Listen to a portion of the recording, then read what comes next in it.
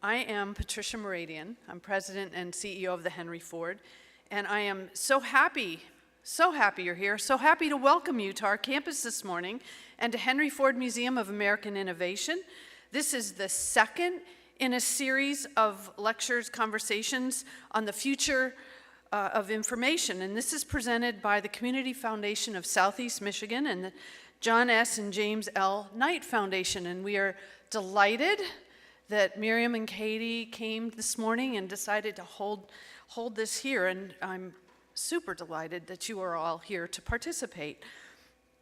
As an internationally recognized history destination that really defines the American experience of innovation, ingenuity, and resourcefulness, the Henry Ford, with our innovation platform, is really working hard to help redefine the role of museums and the role that we play in our society today. And we really believe that it's our responsibility to be the place in which we host important conversations like the one that we're having today. Here we use our unparalleled collection. We have over 26 million three-dimensional and two-dimensional artifacts that we call our Archive of American Innovation, and we use that to help tell the important stories of innovation and stories about the people behind the innovations, ordinary people that have done extraordinary things in an effort to really change the world and make a difference.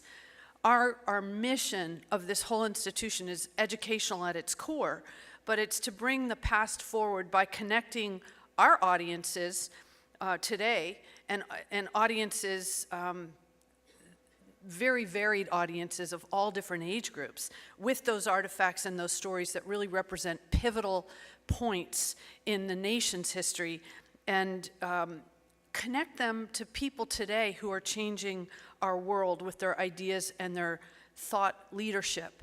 And by hosting important events like this one, we really believe that we can do that and to bring these relevant issues and challenges to light so that we can enlighten people and give you more fuel to think about the work that you're doing.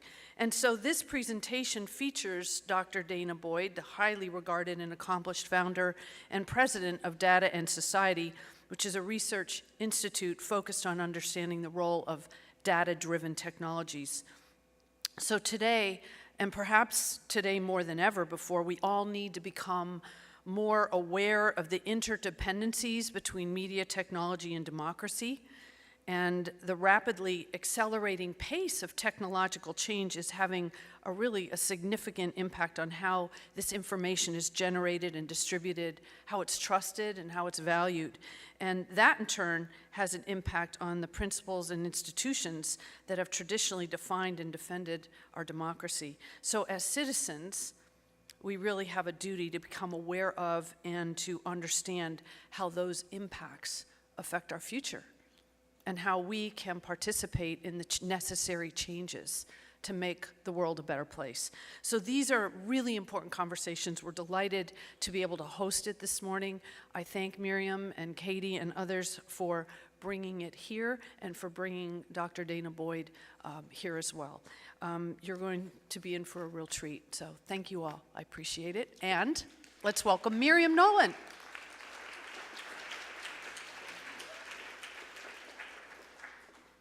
I want to thank Patricia. I am Miriam Nolan, and I'm, excuse me, president of the Community Foundation for Southeast Michigan. Thank you all for finding your way around the highway system in this region that was a bit of a mess this morning. I want to also acknowledge Katie Locker.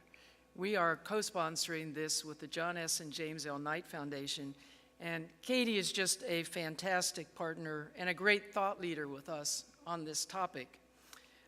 We appreciate also the Knight Foundation's support for making this happen, and I want to acknowledge, and we are grateful to WDIV Public Radio and WTVS Public Television for their assistance. So today's talk, if I can get my voice, excuse me. Today's talk by Danah Boyd is the second in a series of 4 that we're calling The Future of Information. Our first presentation by Amy Webb set the stage and really engaged all of us in the topic. And how many of you were at the first, a good percent? Well, I think you're going to have another fun run today. We, as Patricia said, know that great communities and democracies don't just happen. They take informed citizens who engage in civic life, and how communities receive information is an important part of not only how we make decisions about our own lives, but how we impact change that serves all residents. And we see the role of the Community Foundation. One of our roles is to build civic infrastructure. And having access to clear, relevant, reliable information is an important part of that infrastructure. And that's why we're so excited about raising awareness of how information flows and how it's rapidly changing. This series is building on the work of the Knight Foundation, and it will not be a typical speaker series where you come and listen and you leave. This is really a time that we want to raise awareness on the issue, and so that you can get really engaged in helping your communities get engaged as well. So it's up to you to not make this a one-way conversation. Danah Boyd will share some of the most recent reports from Data and Society. Amy Webb's information is on the web, and she is sharing the information from the Future of Today's Institute, and you can find all this information on our website. We've also created a forum where you can talk with one another, and you will learn more about the future of information as we go forward. Our hope is that this series will connect you to national leaders so that we can really together make a difference. Danah Boyd is going to add a lot to our conversation, particularly as it relates to fake news and media manipulation. So you're going to be excited about her comments, I'm sure. My task is really to introduce today's moderator, Devin Skillian. Devin is one of this region's most engaged news personalities, and we really appreciate his willingness to lead this important conversation. On a personal note, I want to thank him. Devin has always been available to the Community Foundation and has helped us on a lot of our programs. We all know him as the anchor of WDIV and the host of the provocative Flashpoint weekly public affairs program. His full bio is in the information that you were given, so it is my great pleasure to introduce Devin, and I will turn the program over to you. Devin? Thank you so much. Thanks, Miriam. Let's see. They told me to hit the back button here on her computer before I do anything else. It's all good? Okay. Hi, friends. I'm tickled to be here with you. This is a topic that is my life's obsession, basically. From my very first day in journalism school at the University of Kansas, I was taught that the truth and accuracy were the only tools that were going to be able to sustain me through my whole career. As a journalist, it may come as a surprise to some of you for me to tell you that I am not in the opinion business. Most of us who make up the journalism world are not in the opinion business. But I am in the truth business. I am in the accuracy business, and it has been my obsession for these many, many years. This is such a critical topic. Corey and I just watched our youngest two graduate from college here the last 2 or 3 weeks, and I wonder all the time about what kind of information world it is that they are moving into and inheriting. They've got a dad who's in the business, so I suppose they may be a little bit more savvy than the average Joe. But as we watch us all try to manage all of these ones and zeros that are flying at us in a hurricane fashion just about every day, how are we going to glean the real truth, the information out of it? Because I tell people all the time, information is the most precious resource in the world. You can have all of the gold, silver, platinum, copper, petroleum. If I can have the information, I will come out far ahead. So I am so delighted to be a part of this enormously important effort today. Looking forward to hearing more from Danah, and then we're going to bring it home a bit with a Q&A session with two of our local experts. Garland Gilchrist is here, Executive Director of U of M Center for Social Media Responsibility, and Peter Batia, the Editor and Vice President of the Detroit Free Press, is here as well. And we've designed this event in several ways for you to be involved in the conversation. We're going to have audience Q&A after Danah speaks, and if you're tweeting today, by the way, trying to make this interactive for a lot of folks, we're using the hashtag #FutureOfInfo. And for people watching the live stream right now on Detroit Public TV, you should also visit futureofinfo.org, because we've just started an online discussion space on this as well. And that'll be open after the talk for a while as well. So please check that out and continue to share your thoughts and ideas. As others have noted here, we are very honored to have Danah Boyd. She is the founder and president of Data and Society, a research institute that is focused on understanding the role of data-driven technologies in society right now. She is also a principal researcher at Microsoft Research, and a visiting professor of ITP at New York University. Ladies and gentlemen, please welcome me in joining Danah Boyd to the Henry Ford.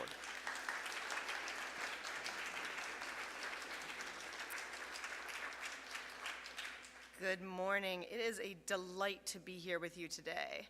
I'm going to give a talk today that may at first blush appear rather scary. And I say this because I have been living in these worlds, but I know other people find them a little intimidating. And I say this because some of you may want to walk out of the room. And I'm going to ask you not to, for the simple reason that a lot of what I'm going to get to after I go through some darkness is some opportunity of where we can actually see light. And so in order to not have a really dark and dreary rest of your day, regardless of the weather, my hope is that you will follow me on this journey. The place I want to begin is in 2008. In 2008, there was a lot of paranoia in the broader media landscape about the concerns of the internet being a dangerous, dangerous place. Most of it focused on the questions of whether or not the internet was enabling sexual predation. And you would listen to talk shows and read newspapers suggesting that there was an extreme threat to young people. And it was something that we heard all over the place, to the point where we started to see congressional action, different kinds of legislation being proposed, things like the Stop Online Predators Act. And attorneys general had commissioned different folks to figure out what was going on and to propose responses to it. As a researcher, it was a pretty infuriating moment, because I was one of the people who had the joy or challenge of collecting all of the literature, of knowing what the real risks to young people were. And I found myself sort of pounding the street trying to explain where young people were at risk and the things that we could actually do to help young people who were vulnerable. But that wasn't where the conversation was. The conversation was really focused on, no, there's this other mythical idea of danger.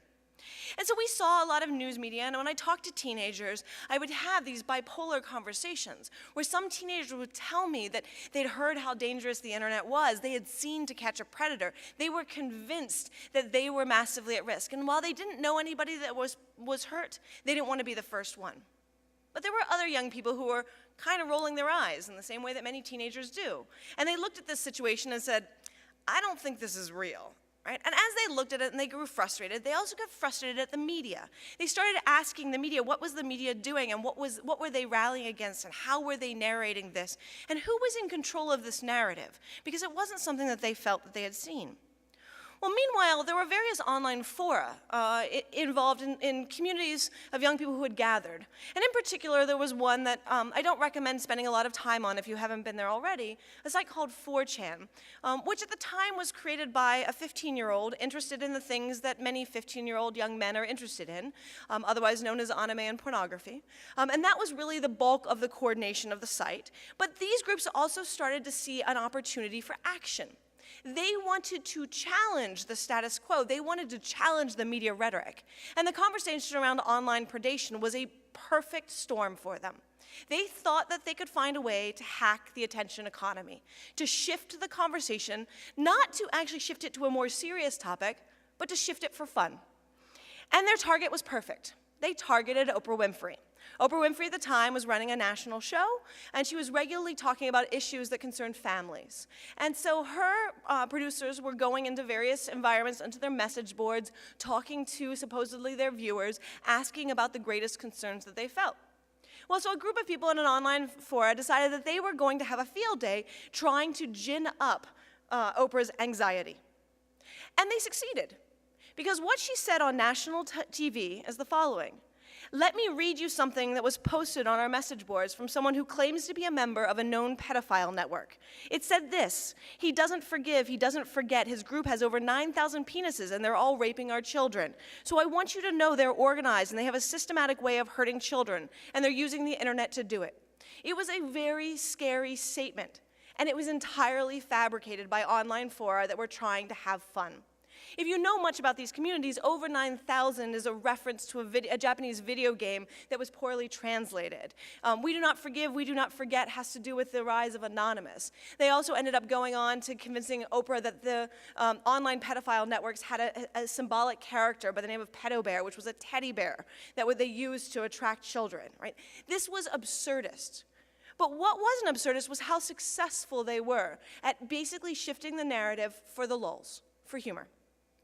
So we move on and we see a whole set of efforts of skilling and scaling the ability to do this, the ability to find ways to game the system at scale. And these, of course, have roots that go way back. In the bottom right-hand corner is a moment where my Pennsylvania senator managed to make a fool of himself. He said on national TV that he would never support marriage between two men because it would be like supporting bestiality or pedophilia. And so a group of activists decided to make certain that he would never forget that statement. And so they made certain that it would appear on the internet when anybody would search his name. As you can get from the middle Mother Jones reference, it wasn't a particularly pretty way of remembering this. And to this day, if you go to the Wikipedia entry or you search his name, you will find references that his name has been associated with other terms. People had fun doing things that were much more silly. In the bottom left-hand corner is the notion of Rickrolling, which is referencing back to a Rick Astley song, Never Gonna Give You Up, and making certain that that became associated with all sorts of different things, such that people would have fun joking around. In the upper right-hand corner, we had a campaign of activism that was leveraging the technologies of Twitter in order to get a message out about an abusive dictator.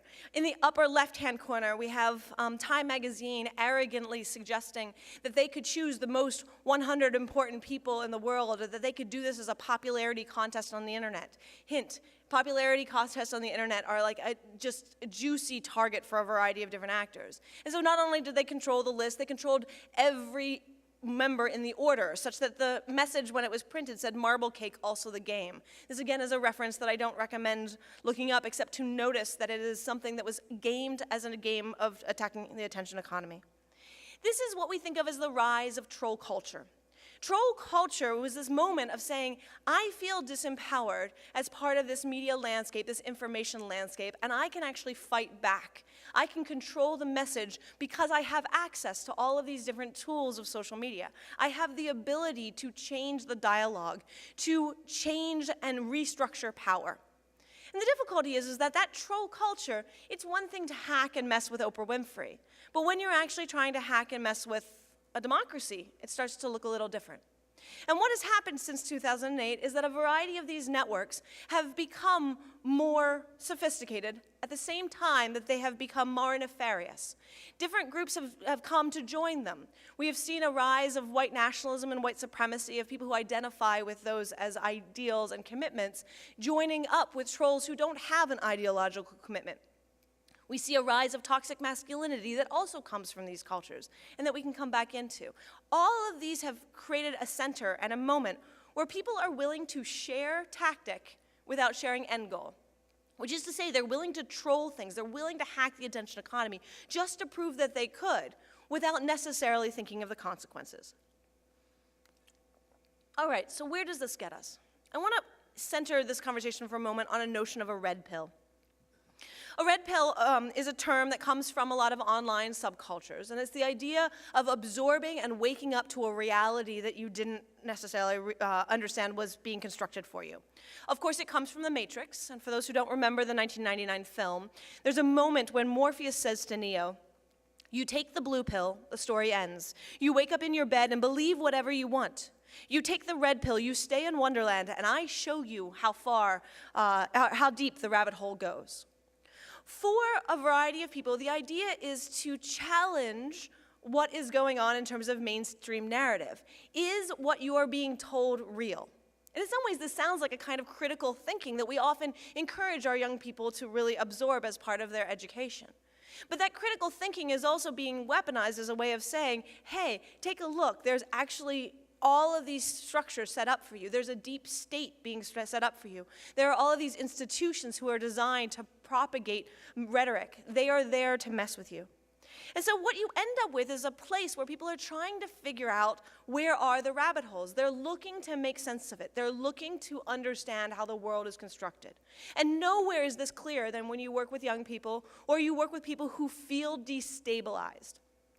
So in communities with high levels of unemployment, in communities where people don't feel like they have upward mobility or opportunity, where they feel and experience downward mobility, they are looking for alternative frames that will help them make sense of things. It was once one where you would think about religion as the thing that would hold people. Increasingly, we see some of these online environments as part of holding people. And some of this is getting polarized specifically into politics, right? This question of whether or not political correctness is there to actually undermine your ability to have free speech. And that has become a polarized conversation in American society, not to mention the sort of history of what we understand in terms of speech, the ways in which we talk about progress in this country.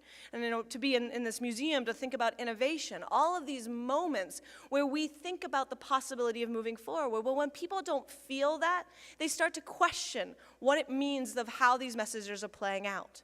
And so political question is no longer understood in huge parts of this country as a pathway to equity, as a way of actually supporting a commitment to social justice, but as a way of actually suppressing voices and undermining people. And that's where you have a destabilized moment. Once you can destabilize people's worldviews, you can actually radicalize them. And that's what the real idea of the red pill is. It's the idea of not just destabilizing somebody, as in to take the red pill, but then invite them to go down a deep, dark rabbit hole where you actually help construct alternative worldviews. So let's talk about where this starts to hit politics. Some of you, if you were paying attention to the 2016 election, heard something called Pizzagate, and it seemed like an absurdist conspiracy theory. But all conspiracy theories are rooted in something that is real, and understanding the roots of this is extremely important. So first, there's a long history in the United States of trying to combat sex trafficking and other commercial sexual abuse of children. Prior to the internet, most of the FBI investigations that were trying to address sex trafficking focused on encoded messages that took place over phones where people talked in coded references about pizza. Okay? Now that's important to hold on to. So then we have a moment where John Podesta's email is leaked, most likely hacked, most likely from a foreign actor, placed into these online fora for folks to scramble and make sense of. The first community and online environments that sort of dove into these emails were conspiracy theorists, folks who really enjoy trying to piece together what's going on with the deep state and manufacture an idea of what this should look like. And they noticed a constant reference to a particular pizza shop in DC. Now, if you don't spend much time dealing with federal government groups, you don't realize that the technology inside government is not particularly top-notch and forward-facing. And if they've got Wi-Fi, it may not go to a lot of different sites. And the processes of trying to meet someone in your office in a federal agency is often very difficult, such that most people end up in the Starbucks across the street from the White House, or they end up in various other places, including pizza shops, just to have a conversation that's more lightweight. And we can talk about whether or not that's a good thing, but the important part is that that's what the context of DC is. So here's this moment where there's this constant reference to meetings inside this pizza shop by John Podesta. And you start to see this connection get made. Pizza. We've heard pizza before. Pizza, sex trafficking. And part of it is to realize that this is already within the context of a belief that the only reason that Secretary Clinton was spending so much time trying to combat sex trafficking was because she was trying to cover up for her husband and for her AIDS husband. This is the context in which this occurs. And so then there's this moment of like, oh my gosh, this is where the sex trafficking is occurring. And that's where you're like, wait a minute, what? Wait, what? Here's conspiracy theory. But what's important is how this jumped from a conspiracy theory community into mainstream media. It jumped into mainstream media because a variety of people who recognize this as an opportunity, people who like to hack the attention economy, started asking journalists on Twitter about this. What is this? Is there something real here? So much so that the journalists decided to go and negate it, right? To say, there is nothing real here. This is entirely a conspiracy theory. Do not pay attention to this. This is crazy. Well, there's a boomerang effect underway, which is that when the media tries to negate something, when people don't trust the media, they actually try to go and self-investigate because they figure there's probably something really real here if the media is trying to negate it, right? After all, one of the things we know from reports of the CDC is that the more that the media covers there to be no correlation between autism and vaccination, the more the public believes there to be a correlation. The same operates here. So hundreds of people showed up to this shop in DC to self-investigate, to see and find the sex trafficking ring, to rescue children. One showed up with a gun, which is one of the reasons we all know about this at a high level. This isn't the only moment where we start to see these red pills serve as a radicalization tool. I will give you one that actually caused a huge amount of actual violence. In 2012 in the United States, it was hard to not recognize the names Trayvon Martin and George Zimmerman. But many teenagers weren't paying attention to the news, and so those names would fly by and not really be recognized. One day, a young man in South Carolina was trying to understand what those names were really about, so he decided to throw them into Google, and he found a Wikipedia entry. And we would think this is really reasonable. It was a very neutral article written in that really dry voice that Wikipedia is known for. And he read this, and he concluded, problematically, that George Zimmerman was in the right. And he didn't understand what the big deal or the big fuss of this was. But here's where things got tricky. He saw a phrase in his searches around the Wikipedia entry, a phrase called black on white crime. And he decided he wanted to figure out what this was all about. He threw that term into Google, and he found the Council on Conservative Citizens, which is a white supremacist site. He spent the next 2 years basically going deeper and deeper into those rabbit holes, engaging with all sorts of white supremacists and white nationalists who helped him reconfigure how he understood the world. On June 17, 2015, he walked into a church in South Carolina. He spent over an hour at a Bible study with a group of parishioners before opening fire, killing 9 and injuring 1. He made it very clear in his manifesto where he detailed all of these processes, and he stood by them in court proceedings, that he wanted to start a race war. Part of the manipulation of large-scale media and manipulation of social media is that we can see things unfold at scale and get amplified because everybody is operating the way they think they should. Crisis actor was a term that was constructed after Sandy Hook, and it was purposely propagated to get the media to doubt anybody who was a victim of gun violence, particularly in school shootings. So much so that after Parkland, all of those teenagers had to defend live on Anderson Cooper that they were not crisis actors, reinforcing the frame for people who didn't believe in the media. And ways of undermining the very experiences of these young people who had seen such horrible violence. And that production process has become more and more strong over time. So let's talk about where that kind of plays out, because often the target is not actually the news media directly. News media in many ways is also a pawn in this system. So let me tell you about what happened around Sutherland Springs. Many of you probably had never heard of Sutherland Springs, Texas, until you probably got a notification or read the news that there was a shooting in a church down there. Well, that moment that news alert came in, I immediately went to a variety of groups from far-right and extremist communities to see how they were reacting. I knew what their goal would be. They like to prop up any violence in America to leftist sources. In particular, they have constructed this formation of Antifa that is far beyond the reality of anti-fascist movements in the US. So they have produced hundreds of different Twitter accounts as sock puppets that they use to take claim on any violent act that occurs, particularly where the violent actor is white. And so I knew that they would be working to try to associate this shooter with Antifa, and they really wanted to go after anything that was on breaking news. Now, Google, when you search for Sutherland Springs, which was the first reference point you had before you had the name of the shooter, when you searched for Sutherland Springs, you would get Zillow information. Nobody searched for Sutherland Springs. Nobody produced content about Sutherland Springs. It's not that big of a town. So Google has to pull live data. It pulls it from Twitter and Reddit because that's sort of where breaking news happens. So adversaries go to Twitter and Reddit in order to frame the conversation.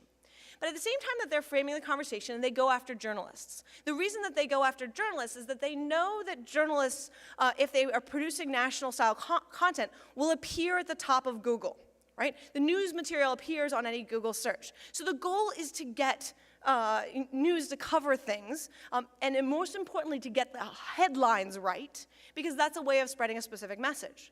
The first news organization they got was Newsweek. The reporter arguably did a pretty reasonable job.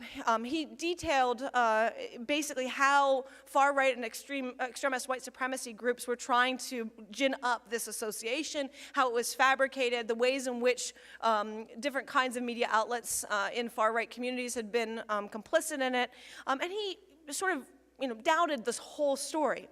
But whoever wrote the headline wrote it in a way that seems to be communicative. It says, Antifa responsible for Sutherland Springs murders, according to far-right media. But here's the thing.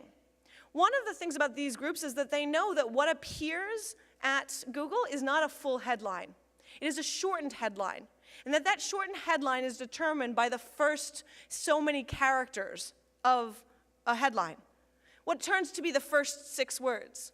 So Google, whenever you search for these terms for the first day, the first thing that you would see under all of that news and information is Antifa responsible for Sutherland Springs murders.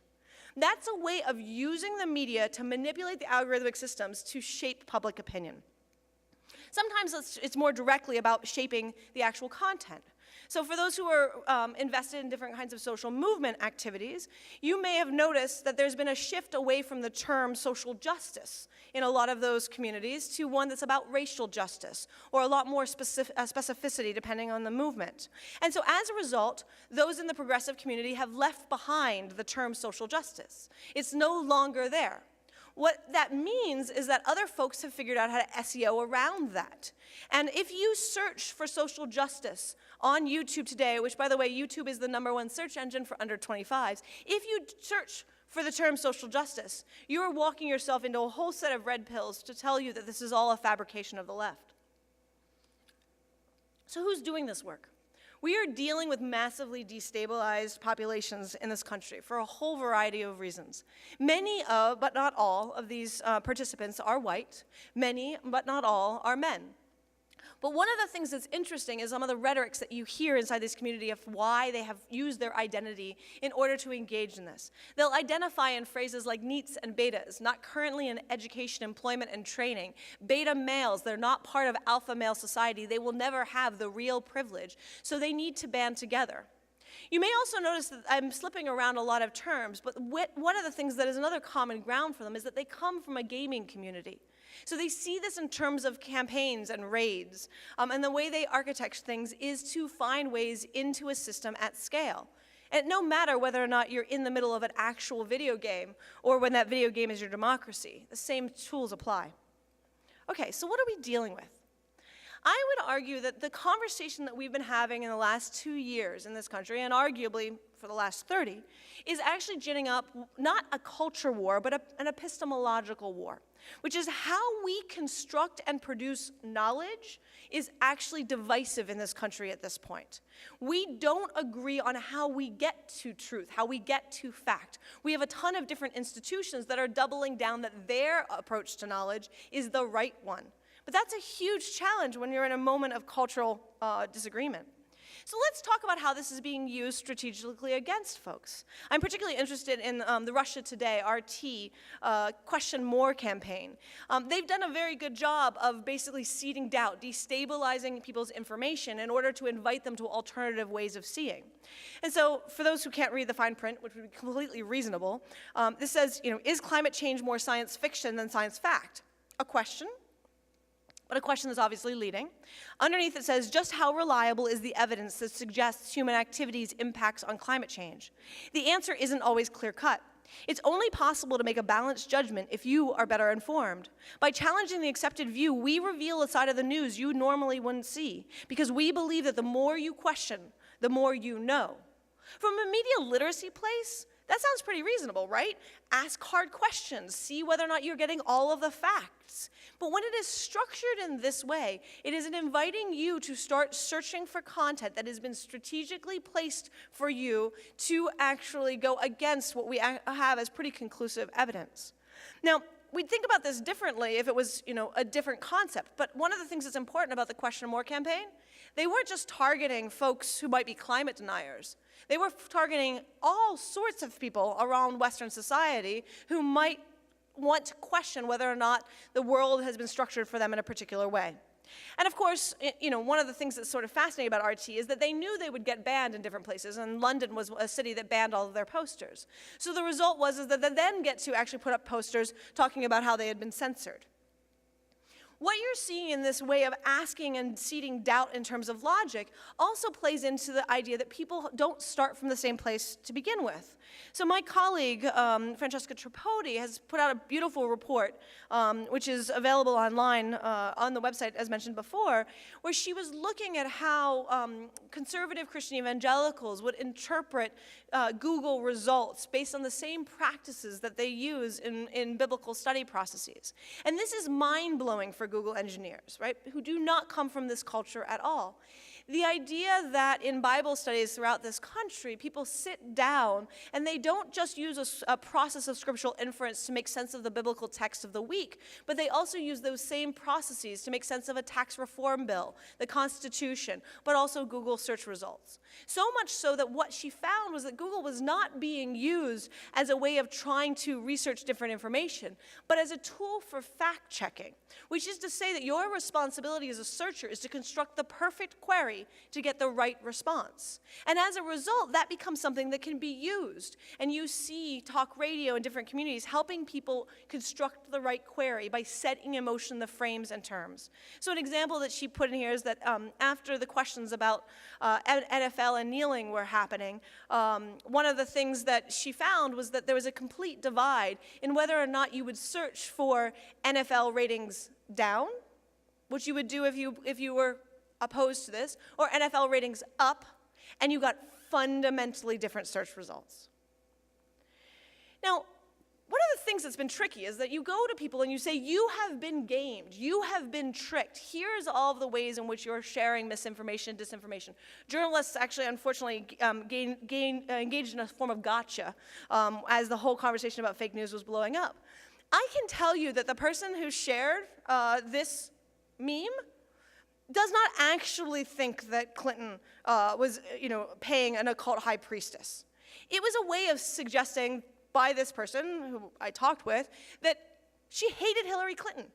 That message is very, very clear from that. So telling her that this was constructed by a foreign actor doesn't actually help. It actually further polarizes. And it creates this moment where we don't understand how information is being structured, and we think that the person who's telling us we're being screwed is actually there and being weaponized in a different way. And part of it is to realize that our media landscape is not just the high-value journalism that we often believe it to be. Let's be honest, how many of us have spent a lot of time in grocery stores wondering about details of UFOs, right? This is not new, and it's always fascinating. But that blurry line between total tabloid content, the idea of opinion, the idea of reporting, has gotten more and more blurred in every media. Social media is one of those, such that it's really hard to then see it as separable entities unless you're in the business of it. And because most people in this country are not actually connected to people in the business, it all looks like a blur of people that are actually just obsessing over clicks. And that's where we get to what we think about in epistemology. I love this quote from Cory Doctorow because I think he nails what's at stake in this division. And this is just two divides, but it's part of how this unfolds. We're not disagreeing about facts. We're disagreeing about epistemology. The establishment version of epistemology is we use evidence to arrive at the truth, vetted by independent verification, but trust us when we tell you it's been independently verified by people who are properly skeptical and not the bosom buddies of the people they were supposed to be fact-checking. The alternative facts epistemology goes like this. The so-called independent experts who were supposed to be verifying the so-called evidence-based truth were actually in bed with the people they were supposed to be fact-checking. In the end, it's all a matter of faith then. You either have faith that their experts are being truthful, or you have faith that we are. Ask your gut what feels more truthful. I want to point this out because at this moment in time, the binary that we read is one within our political culture. But this is also interesting to understand historically. For folks like Joe Torres, who wrote a beautiful book about the history of news media in this country, especially about the history of ethnic media, this U.S. media has a long history of white supremacy and white nationalism itself that has made a lot of communities of color very, very, very wary of anybody who says that this is what constitutes a fact. And the academy also has a long history of racism, such that there's a lot of folks who are saying there was a time and place when you told us racial science was real science, and it is unquestionably, racist in nature. So how do we then grapple with these different kinds of binaries, and how do we recognize that people are using this as a wedge? And that's where I want to recognize the consequences of a lot of this amplification. Right? Media manipulation isn't new, but we get to see amplification. So I want to pick up on some places where that has actually played out in a particularly dangerous way, where media has decided not to be strategic in its messaging and it has cost people lives. The first example that I think is important is in 2009, where a pastor in a small church in Florida wanted to spread a message of hate. And so he posted offensive messages on his church's board, saying that Islam is of the devil. It got very little notice other than people grumbling in Gainesville, but that wasn't enough for him. So he threatened to burn a Quran. And basically, social movement organizations responded to him with press releases that then got picked up in local media, that then got picked up in state media and national media, all throughout the Yahoo amplified it in different ways back in Yahoo News days, so much so that then Secretary Clinton responded and said, do not do this. This causes violence. And he was on national TV. He was on CNN. He was getting tons of attention. Everybody was tuning in. And he decided not to burn the Quran. Yay, celebration. And then he stopped getting attention. Well, he didn't really like that. So in 2011, he actually tried to do it again, and he didn't get the media attention. So then he just went and participated in the burning of Quran, which of course did not sort of settle well, was not quiet. Bloggers started paying attention to it, and up the chain it went. So when a blogger posts it and 50 people read it, it's not really that heavily amplified. But by the time it got to the New York Times, where it was translated into multiple languages, including Arabic, we started to see violence in also all throughout the Middle East. And in one protest in Afghanistan, at least 12 people died in a protest over this Quran burning, including 7 United Nations workers. Right? That's the cost of amplification. So when we talk about how we're covering white supremacy and white nationalism, we have the possibility of recruiting. And in fact, many ways we are recruiting. And one of the worst parts about doing the work that I do is I get to see the recruitment of every time one of these major news outlets is here.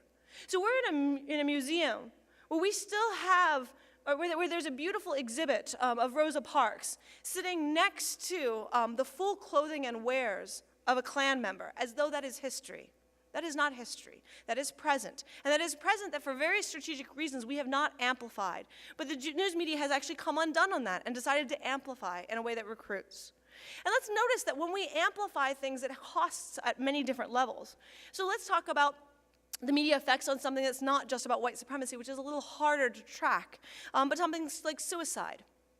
In 1974, we realized as researchers, as a research community, that media coverage of suicide, the way that the media would cover somebody's death by suicide, would create ripple effects. It's called the Werther effect. And the World Health Organization, tons of news organizations, they all came together and said, we need to back away. We need to be very careful in how we cover these things. And they built a set of best practices. They tested them. They got much more sophisticated in them. And many journalistic outlets were really smart about this. All of this has come undone. My guess is that a couple of weeks ago, all of you received notifications on your phone about 2 celebrities who died by suicide. And then you turned into your TV stations, and it was a talk of constant conversation. What do we do about depression? How do we think about it? But that talk of amplification was a complete and utter trigger, because I'm on the board of Crisis Text Line, where we saw the flood of people who were triggered by that conversation, and we sent more active rescues than I want to count. But if you want to actually understand numbers, when the media undid their standards in their coverage of the Robin Williams case, we now have those numbers. 10% increase in suicide in the following months. 32% increase in duplication of mode. This TV show, I can't tell you how much I hate Netflix right now, because this TV show has resulted in more death than I want to count. So tech is a platform, and it becomes this tool where we see into the lives of different people. It becomes an amplification game. And one of the biggest challenges that we have to grapple with is how tech is amplifying these systems. But we need to recognize this in relationship to broader media ecosystems. And we need to recognize that there are people who are using the dynamics of amplification in order to gaslight people. Gaslighting is an old reference to a 1944 film where the key character is in the midst of a domestic violence situation, and her abuser spends most of his time trying to make it so she can't understand what reality is. And so when we talk about how important information is, it is critically important. But we're at a moment where it is being weaponized to make it so we don't know what reality is. And that moment of having to step back, having to be slower, having to be thoughtful is really important. Because one of the most powerful things about this media landscape is the ability to tear apart the very social fabric that is necessary for a democracy, necessary for a community, and necessary for society. I told you that was going to be dark. Now let's actually start to see some of the things that we can do with this. Because I actually think there's a tremendous amount of opportunity once we start recognizing what's going on. There's opportunity at multiple levels. In Detroit, you've lived through the collapse of a lot of social infrastructure, and you are in the process of figuring out how to rebuild and being really smart about it. You see the innovative energy, and not everybody is experiencing it at the same level. There are people who are still feeling that pain on a regular basis. But there is a recognition here, and that recognition is extremely important. And what you also have to recognize when you see that is that you don't get trust by just demanding it. You get trust by working, and it takes time, and it may take a generation.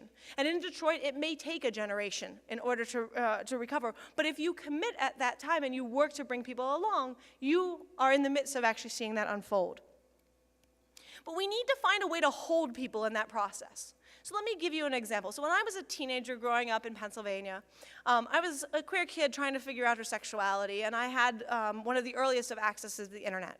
And I went on to what were then called Usenet, it was early forums, trying to ask all sorts of inappropriate questions, because I didn't know what I was feeling, I didn't know what I was experiencing. And one of the most poignant moments of my life is a trans woman who decided that she was going to hold me through this process. I am glad that those questions are not on permanent record, because I asked some of the most inappropriate questions of this woman that you could ever have imagined.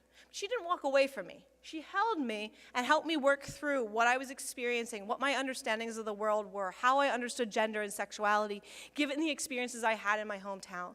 And she held me through that process voluntarily, just because she was there. And that was an amazing moment for me. So 5 years later, I went back into these online communities where I had seen so many young queer folks get held to wonder what was happening.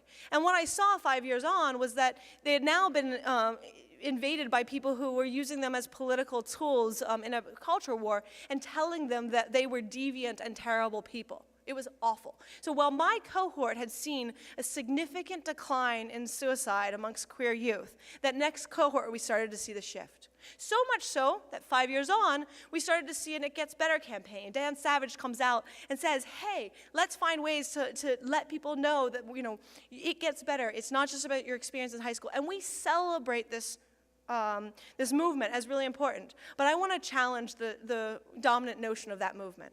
Because one of the things, I was at the middle of doing fieldwork with young people. And I started to see young people who were making videos whose lives were getting much, much worse in their schools because they made videos. They weren't being held online. There was no online community that was holding them after they made a video. It was being celebrated by celebrities, but it wasn't being recognized by individual people that could hold young people through things. And when I tracked the deaths by suicide in the following year after that campaign of people who were publicly identified as LGBT, most of them had made a video. They made a video and no one held them. So this is my first gift to you. You have the ability to hold people in your community. And we think about the importance of doing this in a face-to-face environment. We think about the importance of doing this in church, to hold people who are struggling. But we need to start doing this online as well. We need to recognize that some people are really struggling and they're turning for a place to hold them. And this is something you can do as individuals. You can be out there in broader communities and you can hold people. And that's really critical because, as I mentioned earlier about dynamics of radicalization, many of the people that we are seeing at the most extremes of toxic masculinity and white supremacy once identified as progressives, and they tell a story of how they had been shamed for not being woke enough, right? That's something that's on those of us who are trying to hold people. And regardless of where you are on the political spectrum, my hope is that you cannot accept the commitments of white supremacy and white nationalism, and that you will find ways to hold people with whatever structure you have. We also need to find ways organizationally to re-network huge chunks of American society. So let me give that as an example through the history of the US military. We look at the US military through what it has in terms of maybe innovation in this room, or maybe in terms of what it meant for the security of our nation, or what it meant in terms of the violence that we have committed in foreign countries. But there is something really critical about the military that is often poorly understood, which is that it is the fundamental remaking of networks in America. Which is to say that if you are 18 years old and you volunteer to serve this country, you are put into a position of basic training with a variety of people who you have nothing in common with. And you don't necessarily need to learn to like them, but you need to learn to appreciate them enough to be able to lay down your life for this country and for your fellow soldiers. And that building of networks plays huge roles in the fabric of American society throughout many, many generations, which is that people come back and they're like, I don't like people from Tennessee, but I know this one guy, right? And that moment of knowing that one guy, being able to hold on to things is really critical. It's also why American universities actually have the power that they do. The elite American universities actually re-network social connections through the social engineering project that is dorm culture. It's why dorms matter.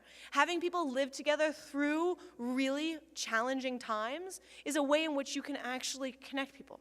So the reason I say this is that as we talk about education programs like MOOCs, as we talk about all of these sort of different large-scale interventions around labor opportunities, et cetera, I want you to hold on to the importance of re-networking America and re-networking your community here in Detroit.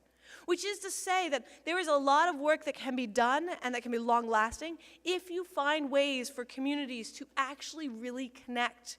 And the ways that they can connect can come in many forms. They can connect over a collective disagreement of something else, right? There's nothing like having a boogeyman, if you will, whether that boogeyman is, the dorm master, whether that is the sergeant, or whether that is something that is constructed in particular ways, or you can get people to do tasks together. But think strategically, because one of the biggest challenges with the internet technologies is that we thought that this would bring people together.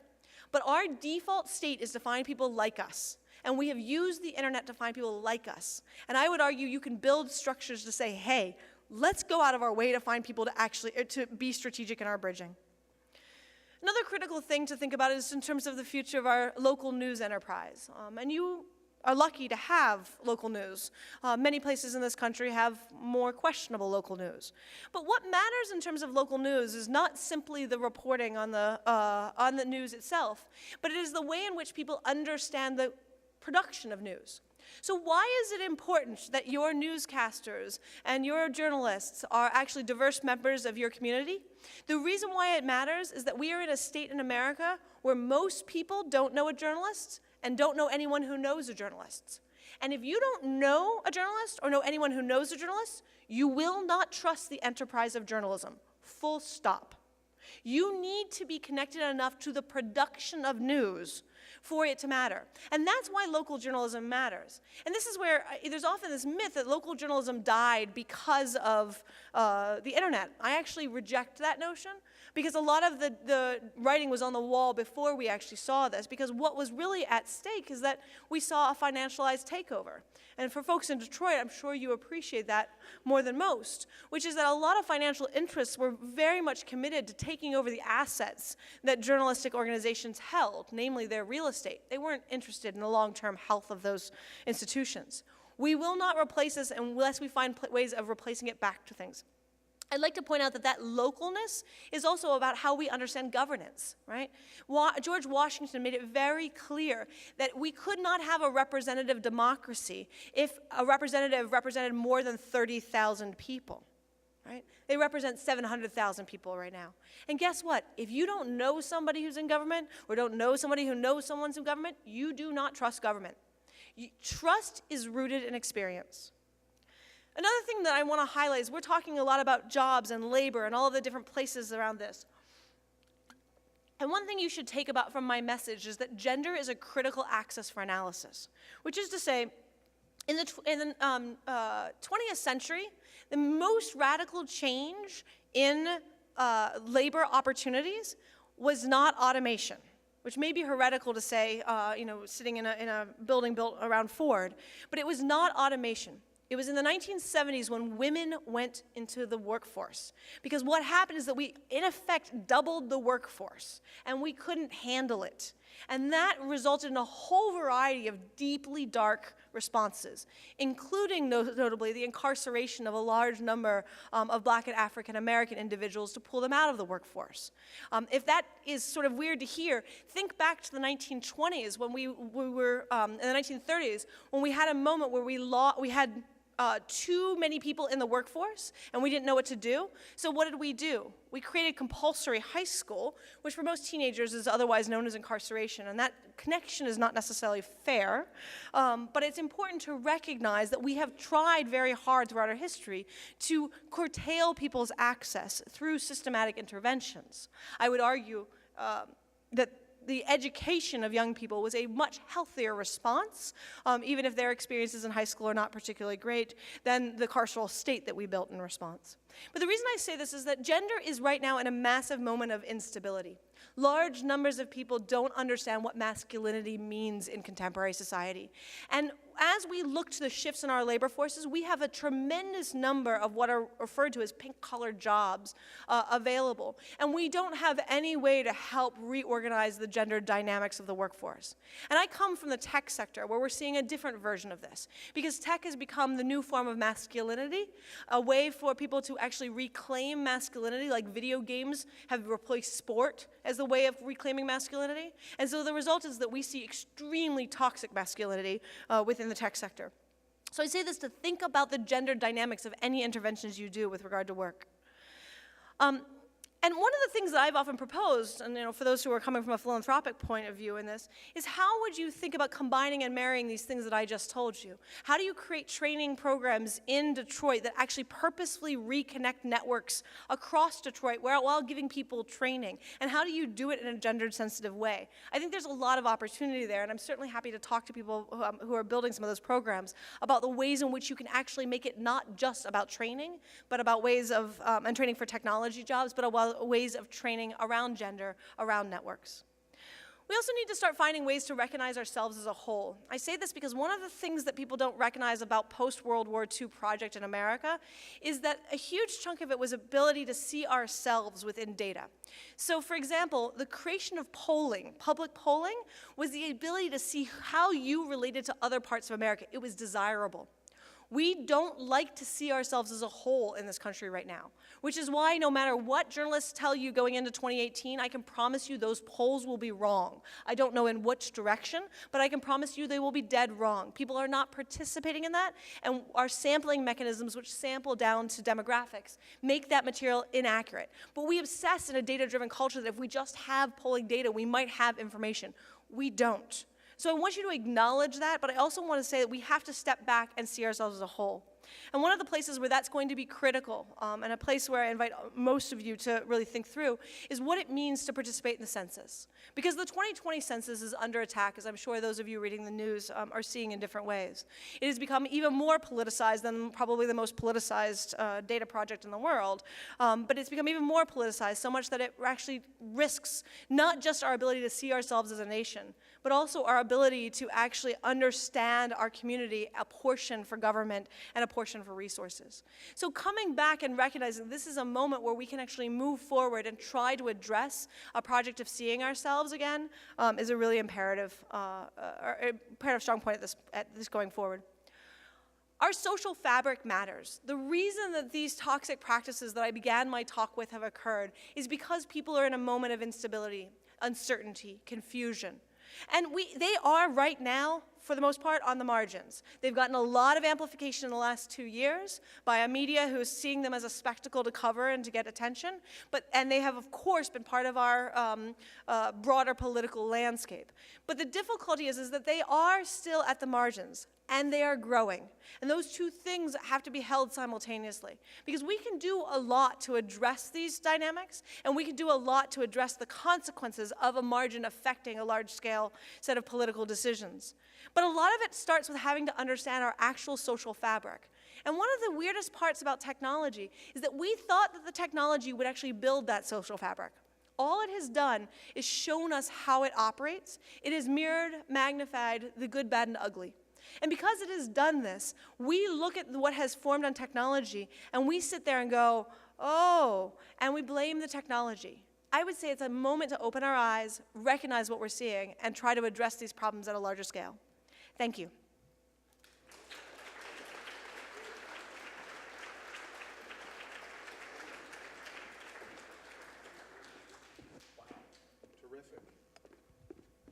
Well, that's a little for us to chew on. What a great presentation, really dynamic and fascinating. Thank you so much, Dana. That was fabulous. Let me bring up our two guests who are going to help us kind of wade our way through this and maybe find a way forward, because I think Miriam and I were sitting there shaking our heads more often in dismay and resignation than we were in, yeah, we can fix this.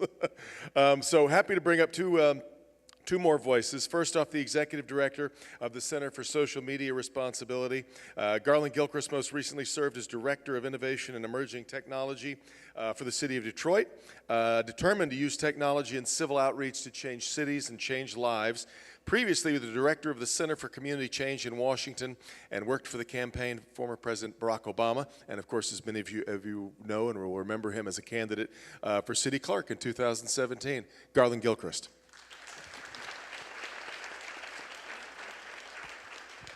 And joining him, a Stanford graduate who was worked in newspapers since 1975. Peter Battia has lived and worked. I found this interesting. You've lived and worked in all 4 time zones in the continental U.S. Not too many people can say that. Mostly in his native Northwest, in the San Francisco Bay Area. Worked in Texas, Pennsylvania, Ohio. Before joining the Detroit Free Press, worked for the Cincinnati Enquirer.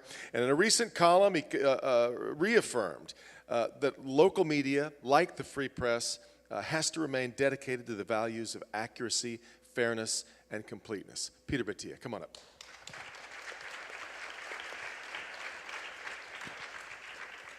And for starters, let me just let you both sort of reflect a few moments on what you just heard. Garland?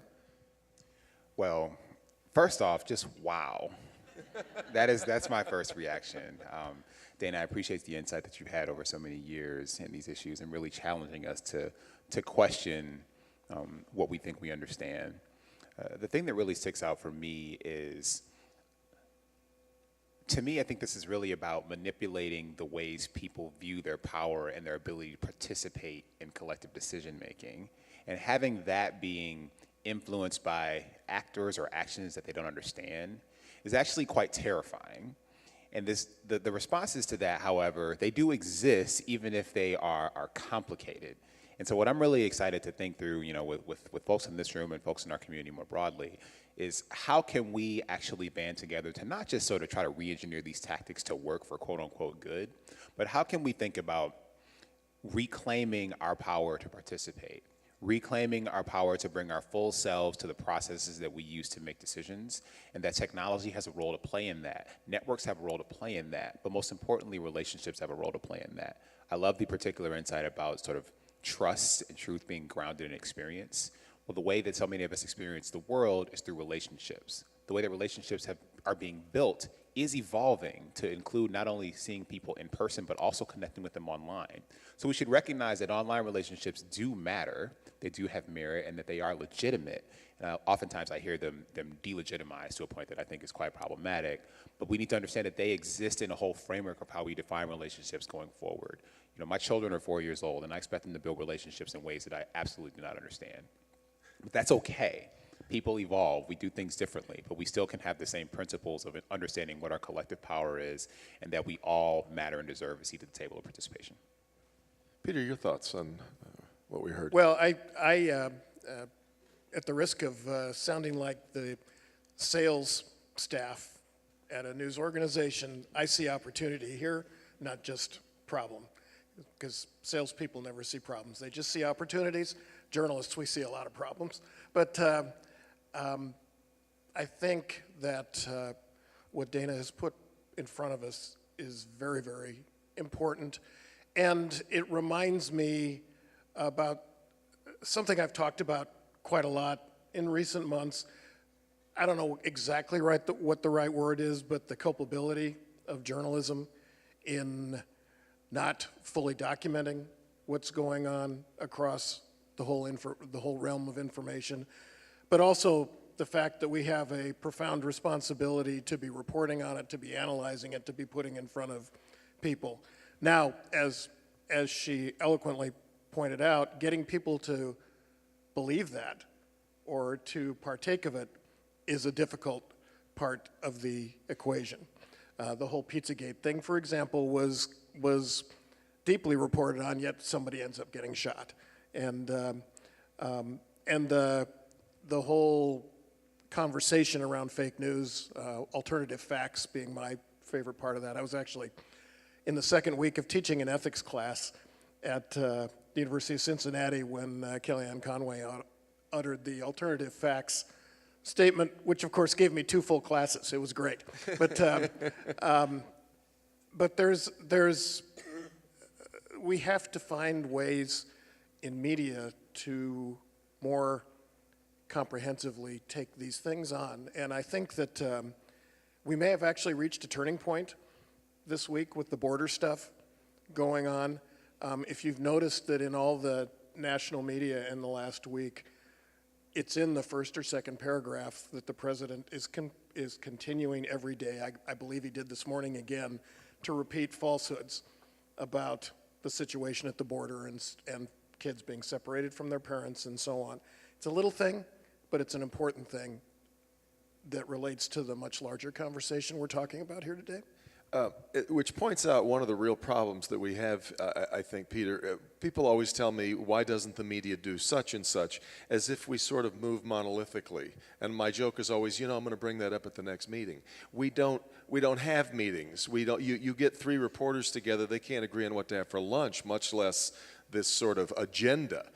So getting us all, though, to follow a best practices and standards and finding a code of conduct is really, really tricky, especially in the cable news world. But I want to go back to something that Garland mentioned a second ago here, Danah. He put the word good in quotes. He said, for the quote-unquote good. That really strikes me as a difficult thing going forward. I think we used to always believe that there was a sort of a common idea of good versus bad. I'm not sure that we feel that way now. At least we find a harder time delineating it, right, in our digital lives.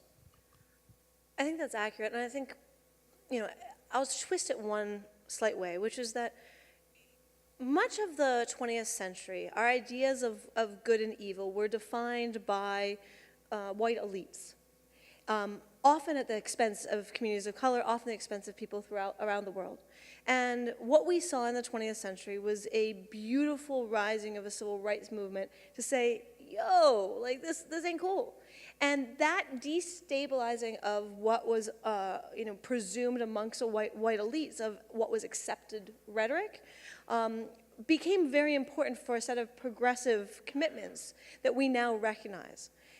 What's tricky to me is that many of the communities that have moved on a regressive level, who are trying to understand America as a white nationalist country, who are trying to manipulate our landscape, whether we're talking domestic actors or whether we're talking foreign actors, they have learned the lessons from the civil rights movement. Yeah. And a lot of what's tricky to me is that I watch, brilliant campaigns from the movement on Black Lives, suddenly be transported into extreme, racist and toxic masculine environments. And so I think there's something very interesting to also recognize as we go back and look at our own histories, that a lot of what we assumed were stable for those of us who are white and those of us who are privileged. And often male. And often male. And ways that we need to then say, hey, the past isn't necessarily what we need to look to. And the question now, as we live not just in America, not just in our communities, but in a very networked way around the globe, is what does it look like to construct an equitable, just society where we are governed by very different sets of structures, where our relationship to corporations, our relationship to the state has changed radically. And here in this area, I mean, you have experienced a relationship between a corporation or a couple of corporations and the city for a long time. Yeah. The pros and cons of that. We are going through another version of it. So what lessons do you have for us based on your experiences where we need to then re-grapple with it? So there's a mess going on, but I don't think that this was ever as stable as we like to acknowledge. Peter, do you sense then that, we'll just use the Free Press as an example. Is it adhering consistently to a good that it always had, or is your idea of good and the community that Dana's talking about evolving? Well, that's such a good question. I subscribe to a fundamental belief of good. Some of the critics of media would always, they're always accusing us, as you alluded to, of this conspiracy or that conspiracy, and I laugh and said, we're just lucky to get the paper out every day. We're just not that organized. We're not that clever. We're not that smart. If we were, we'd be much better at these conspiracies you're accusing us of. But, I think there remains, at least in journalism, an underlying sense of wanting to do good and to help the public good. Yeah. A lot of us got into it, I'm sure you and I would agree on this, with sort of a, what at times probably seems quaint today, desire to make the world a better place. And if I didn't have that belief as part of me every day, I wouldn't still be doing this after 40 plus years in the business. But as Dana has so brilliantly put in front of us today, these concepts are all over the place. And I actually believe that the pressure of a more multicultural society that's putting on those definitions is a real positive. Yeah. I have hope, because hope and good are interlinked, that it can actually lead us to better places. In the context of what we do every day as journalists at the Free Press, we're trying to focus our energy around the topics that matter here, that make a difference here, that define this place. Yeah. And some days they can be fairly joyous things like the depot stuff, the train depot stuff yesterday, which was a celebration of Detroit's future in a way that was very uplifting, but at the same time offered sharp relief to where Detroit has been, and that a lot of those issues still are front and center and can't get lost in the conversation. It's great what's going to happen in Corktown, but you go across Michigan and drive a few blocks and you're into some pretty seriously depressed neighborhoods where the cycle of poverty has endured for generations, and that there's good that needs to be applied there as well in what we do. Can I push back on you two for a second? One of the tricky things, journalists often tell me, hey, we're lucky to get the papers out. Like we're not a big cabal. That is true of every institution. That is true of government. That is true of tech companies. And one of the things I always laugh because the language I hear from journalists right now about their relationship to the information landscape is pretty much paralleling what I hear from Facebook engineers, which is that they sit there scratching their heads and like, we're lucky to finish the code for the day. We don't know what's going on. And it's also, that's also, of course, politically where, if I'm going to invoke Godwin's law, where the trains run on time challenge goes back into a much more highly controversial set of consequences. How do we hold responsibility? How do we hold accountability in networked ways is one of the most important things. And one of the things I will say for this moment of like, well, we don't know, or I really struggle because I studied the suicide issues for years. Yeah. And I went to a whole slew of executive editors and other senior leadership in tons of national outlets. And I'm like, what are you doing? You know this. The World Health Organization says, and they said, yes, but times have changed. And I'm like, what do you mean times have changed? They're like, well, other people aren't reporting it. It's on the internet, so we should too. And I'm like, that does not abscond responsibility. And that's where I'm really struggling, because I think that we live in a highly distributed environment within our sectors, within our institutions, within our community, and we spend a lot of time being like, not it, right? Like, and we sound like 4-year-olds. So how do we collectively come back and take hold of this and be like, I don't care if other people are reporting on it in this way, I'm not going to do that. And like, for example, suicide is one where we have something simple. Do not put the method of death in the first opening paragraphs. How hard is that in the scheme of things? Go ahead, Graham, jump in. I really appreciate that agitation as well, because I'm at a place called the Center for Social Media Responsibility, and the definition of responsibility is not something that is well agreed upon, and especially in this sort of networked world that Dana's describing, we're trying to take a more of a framework approach to this that says that there are many actors in the ecosystem of information. You have journalists, you have social media platforms, you have users and readers, you have media makers, and that the sort of responsibilities and the contributions to that information ecosystem are quite different depending on from which vantage point you sit.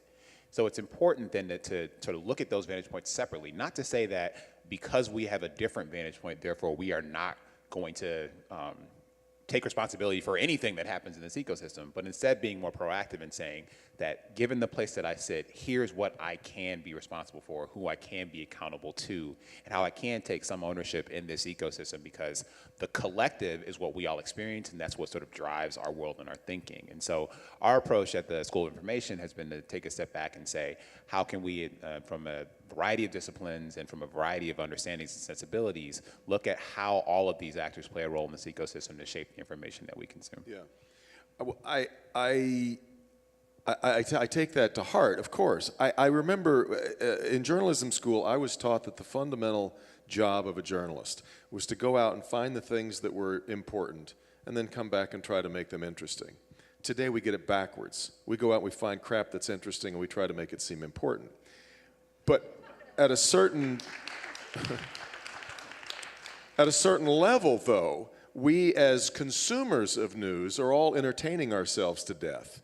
We don't necessarily, because I hate being reminded that journalism is a business. As Peter knows this as well as anybody, it is a business, but it is also the only business mentioned by name in the Constitution. It is a terribly vital part of a democracy, but we also... Business then. Pardon me? It wasn't a business then, like we think of business now. No, it wasn't. And yet now, and yet now that is the model where we are, and that's why all of a sudden you have really legitimate news professionals like those that populate the free press trying to hang on to their livelihood with print falling apart as it has. And Peter, you find yourself now competing with bobsnews.com. Which has no necessary, but has the ability to go viral just as easily as anything on your site does. I mean, that's an insane gambit for you to. That's a crazy rabbit for you to chase every day.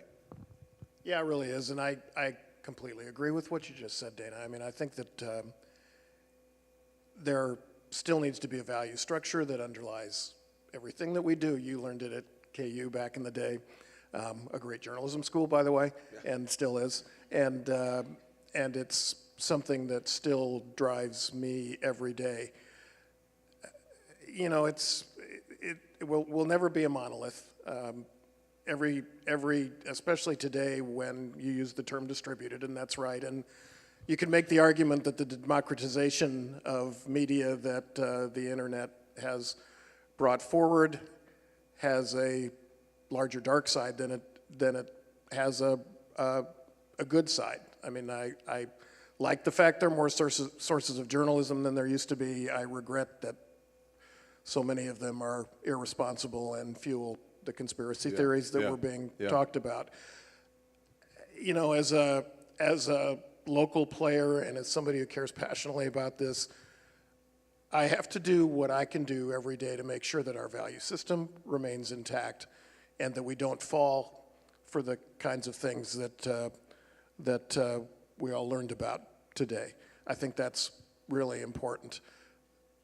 At the same time, it's really, really hard. Every newsroom is operating with fewer resources than it once had. Every newsroom is operating with fewer editors than it once had, which some reporters would tell you is a good thing. Well, actually, a lot of reporters would tell you that's a good thing, but we have to stay true to who we are and why we started in all this in the first place. And the onslaught of things that we're talking about here is really, really difficult. And the manipulation, the master manipulators, both on a large scale, like Dana's talking about, but also locally, politicians, business people, et cetera. Every day that, you know, there was a time when talked about not that long ago, well, journalists are too skeptical. They always see the glasses half empty and so on and so forth, and that was true. But that skepticism is even more needed today than it ever has been. I'm not convinced that journalism can function as a business in this version of capitalism. And let me explain that. We often use capitalism as though it is one monolithic thing. There are actually many different versions of capitalism. And you know, sitting here in Dearborn, one of the things I want to remind folks is, like, regardless of how you may have felt about Henry Ford, one of the things that he knew in order to run the business that would become the Ford Motor Company was that he knew that he had to keep this community functioning at some level in order to have employees, and because those employees, you know, families needed to have schools. There was a whole variety of things, such that he implicitly had a double bottom line without really intending to, because it was the way that capitalism worked in this country during that period of time. And that double bottom line benefited this community until it didn't. And one of the trickiest things right now is that we have moved since the 1980s into a version of capitalism where there is no implicit double bottom line. It is entirely about return on investment.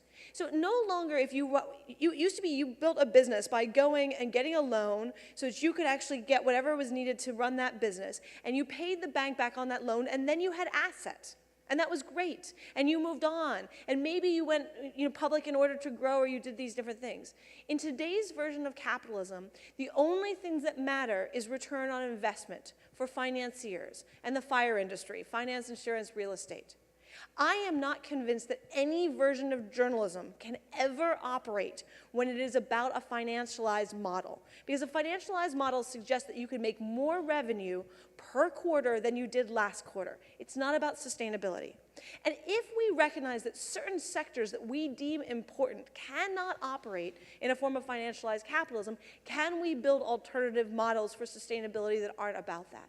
As you are rebuilding Detroit, what does it mean to build buildings or require developers to build buildings with permanent leases for folks who, for example, are in journalism for $1 a year as a long-term commitment because it becomes something that's important? How do you start really rethinking that? And I say this because, you harken back to the constitutional commitment to journalism. That version of journalism had no business model. It was about community. It had no idea that this would become a business sector. And the business sector of journalism that evolved actually was salacious first. Yeah. It was not good journalism. So a lot of what we talk about in these values of journalism are really, really new. So one of the things that in terms of innovation, I keep worrying because most of what I hear when we talk about journalism and business models is how to survive in a financialized ecosystem as though it's 1950. It won't be ever again. So what is the new form within this form of capitalism where we say, you know what, information cannot function. If we want democracy and we want information for democracy, it cannot operate in this form of capitalism that we have right now. I can only find a few examples that would be counter to that notion. I think that 60 Minutes is a good example. It has forever been kind of a standard of good, solid journalism, and it has, almost since its inception, been one of the highest rated television programs of every week. So I think that good journalism can be profitable and can draw a lot of eyeballs. Profitable is not ROI. Pardon me? Profitable is not ROI. No. You can be profitable, Yes. but not But can necessarily turn more per quarter Very unless you're fair. riding another institute. Very fair. But so the alternative then is what? A kind of, Russia feels like it has public broadcasting. What is the alternative to creating a new journalistic model? So, realize around the world, most countries have a state-backed or state-supported. I Yes. think the BBC is pretty awesome. I think CBC is pretty awesome. And so I think there's other models that are state-backed that we can look to, but I also think there's different ways of PBS innovating. is pretty awesome. PBS is pretty And if tomorrow the highest rated news program in America was the PBS NewsHour, within 6 months every news broadcast in America would look like it because it responds to that sort of thing, but it isn't the highest rated news program for a reason, I suppose. My goal is right now to recover local. And which is different than to recover national. Yes. And recovering local means that you're going to have local communities really standing up and saying, this is what we need, and this is how it looks, and this is how we're going to get community to engage. Yeah. And those games of eyeballs are going to have to look more creative. And I want to ask both of you, because we have two digital, you two I would consider digital elite experts. I'm curious as to how both of you go about curating the information that you take in every day, what you know to believe, what you set aside, and where are the places that you turn time and again, and how do you advise most of us to go about our news diet, or our information diet every day? So she wants me to tell my media diet first. It's an evolving process. Our media landscape continues to be challenging. The way I think about it is, let me challenge the premise of that question. I'm sorry. I've heard Dana share this before, and it's something that resonated with me around just the fallibility of, or the inadequacy of media literacy, in the sense that, like, if an individual can be so media literate that they can have big giant shields that protect them from fake stuff on the internet. And I'm not sure that that's true per se.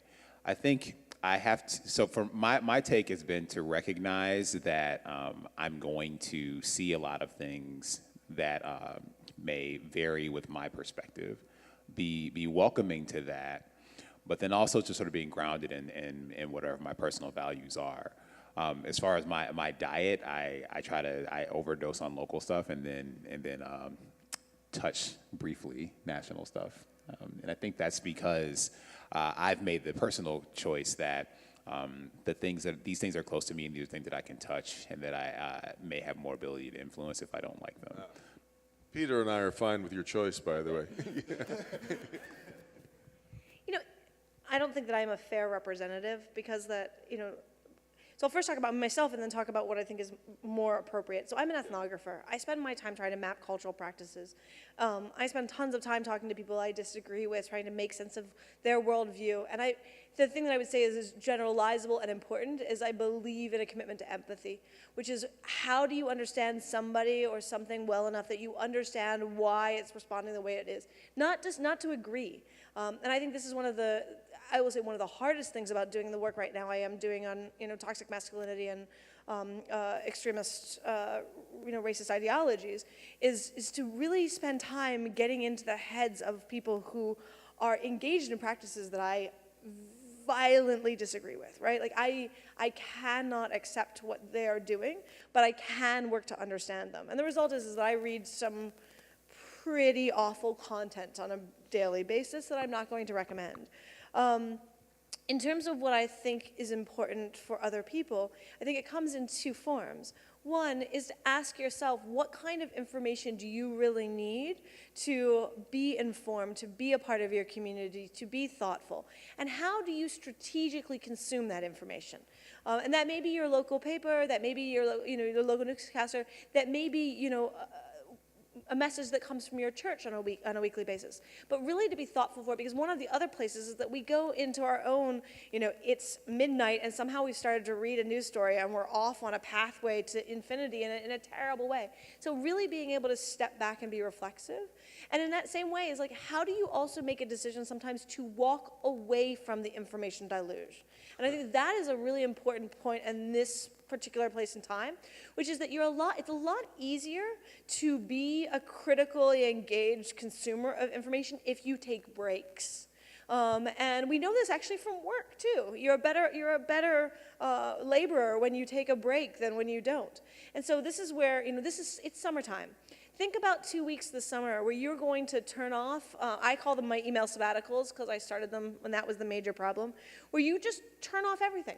And you just focus on family, and you focus on being present. And you decide you're not going to read any news, and you're not going to consume anything, and you take a break. And then come back in and read, or listen to, your friends up here, and then be able to see them from that new eye. Be like, oh, I'm catching up, but I'm catching up without following the story every day, but being able to see it with fresh eyes. That is one of the most important things I think people can do. Can I give a personal anecdote on that? So when my children were born, the place I worked, had very generous parental leave. And so I took 6 weeks off of work, and I made the choice then to have that be essentially a media vacation. And when I came back on, at that time I was working in political advocacy. So when I came back online from that, it pretty fundamentally changed my perspective and my approach as an advocate, as an activist, and as a media consumer. Sort of, because what it did for me is it put me in the place of like, okay, not being a person who obsesses over the political minutia that happens in Washington, D.C. every day, but instead just being a person who was really trying to make sure his kids didn't do terrible things to him while he was on parental leave. But I prioritized things differently. So then coming back, the way that I sort of evaluated the content choices that we made and evaluated the policy recommendations we made was much different, even in that little 6-week period. So I just want to say I had a personal experience with that that I think is really powerful. I've got one more question for the three of you, and then we're going to, if you want to be thinking about any questions you might have, we'll open it up to audience questions. But one more to throw a dead mouse into the punch bowl. If we right now are struggling with this, with the bots, with these campaigns that are intentionally misleading, and here comes now a president who plays with the truth like it's a fidget spinner, and who is right now, in fact, a great example that Peter mentioned earlier about with the immigration debate, telling untruths about where this law came from that is separating families at the border. A lot of the president's untruths that have driven me crazy over this year and a half really didn't amount to much. I mean, am I going to die on the Hill over who had the biggest, inaugural crowd? Probably not. It drove me crazy because, as I said earlier, the truth is my obsession. But now we've come to one that actually, this matters a lot. And how now do we move forward in an era when all of us who consider ourselves fact checkers and truth nannies are not trusted? And here we are trying to separate fact from fiction on all these other levels that are so maliciously and malevolently assaulting us. And now we have a president that I think we all have always believed, Peter, was entitled to the bully pulpit. But are we bound to allow him to say things that aren't true? No, I don't think so. I think that, your point about truth-telling has never been more important. I think there are ways to get at it that can allow that conversation to be more meaningful. There's an argument to be made, for example, that a lot of the bluster and the tweets and everything else about it is a cover for what's really going on. And I've said on more than one occasion, I'm much more interested in what is being done to environmental regulation in the country than I am in a bulletproof phone booth or whatever the heck it was, or flying first class or $50 a night, EPA, yes. $50 a night, apartments or whatever for the EPA director. I'm much more interested in the impact of what the administration is doing, and I think that's a big part of the truth-telling that's been lost to some degree, while everything is about the tweet of the day kind of thing. At the same time, obviously, it's important to call things out, but also to pick spots. I get very frustrated with the national media that the morning news reports are fully occupied with the tweets today, and there's something about that that's fairly comic or whatever, and it gives Colbert and people like that great fodder for their shows, later the same day. But from a journalistic point of view, I think we've allowed it to take our eyes a little bit off the truth-telling thing. And it's hard to get through to people. This time, this president, the people around him have been very effective at demonizing the press and to a large degree demonizing the truth. And we can't allow ourselves to walk away from that. We have to be relentless, we have to persevere, and we have to stick with it. Dana? So I approach this fundamentally different than you guys do. As journalists, you are looking at the object and the statement and the messaging and wrestling with the accuracy of that messaging. As an ethnographer, I am not wrestling with that message. I am wrestling with the interpretation of that message from a variety of different audiences and why that resonates. And so what that means is that I have nothing positive to say about this president. That's my politics. But at the same time, I believe that my responsibility as an ethnographer is to understand people who value this president, who recognize him, who hear his messages, and understand where they're coming from and why. So take this current conversation, because I'm really, really hopeful that this will actually tip and be a cross-political conversation. It is slightly there. Laura Bush's and Melania's responses have gotten us slightly there, but it is not widely there. So when I tried to understand why is it not there, who is hearing his framing, his spinning, his fidget spinnery, in a world that they can actually interpret, where they actually take his side. And one of the things that I consistently hear when I talk to folks in this country is that huge numbers of people in this country have had horrible experiences with child protective services, have huge horrible experiences with foster care, have seen children ripped from the arms of parents within this country, within their home community. They have horrible stories that they will tell about the divisions of families that occur every day here. And as a result, what they end up holding on to is that visceral experience, that moment of watching ACS appear at their door, right? And then they sit there and say, these people broke the law, and I'm supposed to be especially empathetic to them when I went through this, and I've had to, deal with the fact that I've broken the law. The reason I bring this up as an example is that the messages that this administration are putting out do speak to somebody. And we need to understand who they speak to from an empathetic point of view, and then we need to help shape them. So how do you tell the story to somebody who's had their child ripped apart from them during the opioid epidemic? How do you tell the story to them of what's going on at the border and why their experience needs to be recognized and validated and supported, while also inviting them to demonize the practices that are there? Because we often start from a place where we can just treat it as one message. And this comes back to why diversity in journalism becomes so critical. If you don't have people that are parts of these communities who can really empathize, you're not telling a story to the diversity of people and their experiences. You're telling a story to me. And I agree with you, this is a human rights violation in every form. But no amount of telling me that over and over again is going to reach communities who have an experience where they see this as not their issue. And I want to reach them, and I want them to hold on to them, and I want them to bring back up. And I would argue, no matter how much you're seeing in news media coverage of this topic right now, it is not reaching a huge chunk of this country right now, and it needs to.